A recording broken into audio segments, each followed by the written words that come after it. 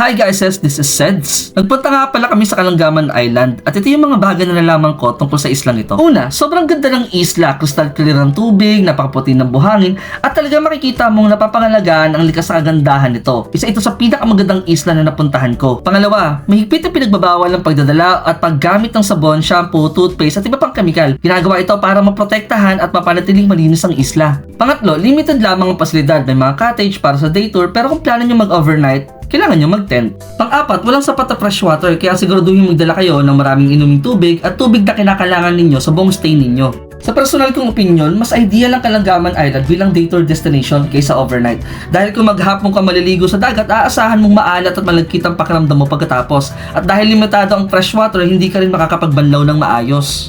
At isa pang mahalagang paalala, bawal na bawal maligo sa sandbar area. Maganda man itong tingnan, malakas ang alon at ang current sa bahaging iyon. Kaya mahigpit itong pinagbabawal ng LGU para sa kaligtasan ng lahat.